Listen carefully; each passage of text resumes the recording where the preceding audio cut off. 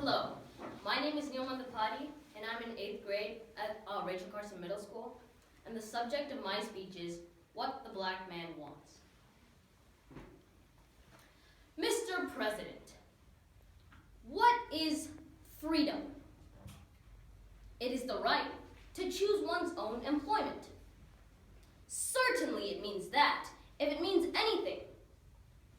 And when any individual or group of individuals undertakes to decide for any man when he shall work, where he shall work, at what he shall work, and for what he shall work, he or they practically reduce him to slavery. He is a slave. That I understand General Banks to do, to determine for the so-called freed man when, where, at what, and for how much he shall work, and when he shall be punished, and by whom punished. It is absolute slavery. It defeats the beneficent intentions of the government, if it has beneficent intentions, in regards to the freedom of our people. I have had but one solution for the last 3 years to present to the American people, and the phraseology in which I clothe it is the old abolition phraseology. I am for the immediate, unconditional, and universal enfranchisement of the black man in every state in the Union. Without this, his liberty is a mockery. Without this, you might as well retain the old name of slavery for his condition. For in fact, if he is not the slave of the individual master, he is the slave of society and holds his liberty as a privilege, not as a right.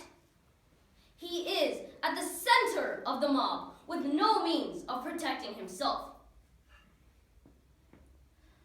I know that we are inferior to you in some things, virtually inferior. We walk about you like dwarfs among giants. Our heads are scarcely seen above the great sea of humanity. But while I make this admission, I utterly deny that we are originally, or naturally, or practically, or in any way, or in any important sense, inferior to anybody on this globe. The story of our inferiority is an old dodge. For wherever men oppress their fellows, wherever they enslave them, they will endeavor to find the needed apology for such enslavement and oppression in the form of the people oppressed and enslaved. It is said that we are ignorant. I admit it. But if we know enough to be hung, we know enough to vote. If the Negro knows enough to pay taxes to support the government, he knows enough to vote. Taxation and representation should go together. If he knows enough to shoulder a musket and fight for the flag, fight for the government, he knows enough to vote. If he knows as much when he is sober as an Irishman when drunk, he knows enough to vote on good American principles. Let me not be misunderstood here.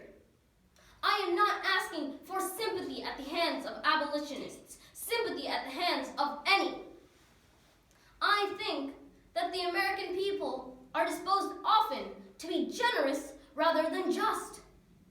What I ask for the Negro is not benevolence, not pity, not sympathy, but simply justice.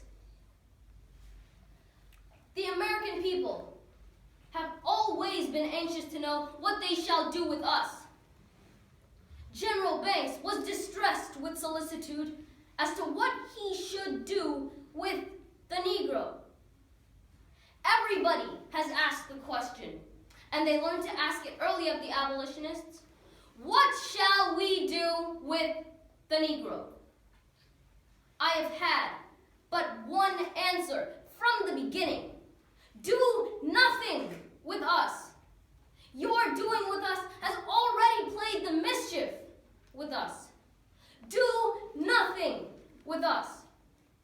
If the apples will not remain on the tree of their own strength, if they are worm-eaten at the core, if they are early ripe and disposed to fall, let them fall.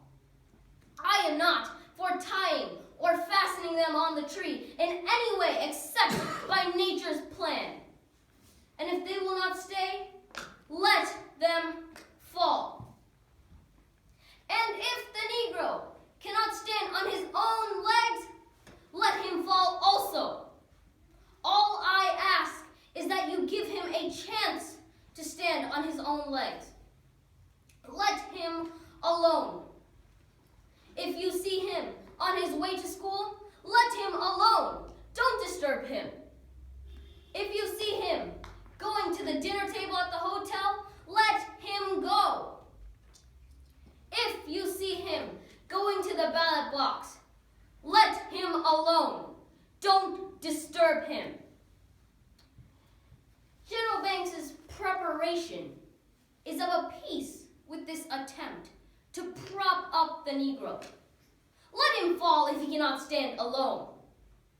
If the Negro cannot live by the line of eternal justice, so beautifully pictured to you in the illustration used by Mr. Phillips, the fault will not be yours.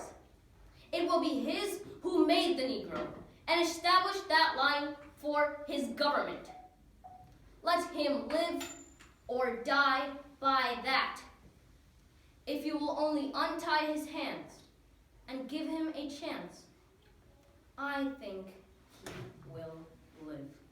Thank you.